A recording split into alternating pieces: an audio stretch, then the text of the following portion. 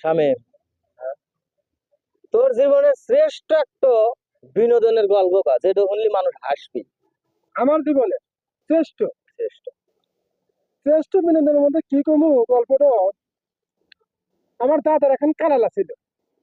ধান খেয়ার তো হ্যাঁ, খেয়ার ওখানে কারাল কিন্তু আমার দাদা ওই কারালটা ঘরের মধ্যে নিয়ে থুইছে, এই মুড়ার থেকে ওই মুড়া পাওয়া গেছে। তাই রে, হ্যাঁ, এত বড় কারা? এত বড় কারাল।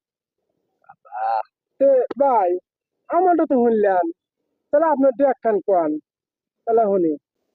গেছিলাম তো এই চলন বিলে শুটিং এর জন্য, গেলাম যা দেখি যে আমাদের এর মধ্যে যেবা মানুষ ও মোরও ওই মানুষ, আমি বুঝতে পারলাম না ও মোরও এক ধরনেরই মানুষ, ও মুড়ে একদমই নেই মানে। একটাই না, আমার বাগালা। তাই কি হয়? হ্যাঁ আসলে কি? সত্যি ও মোরও দেখি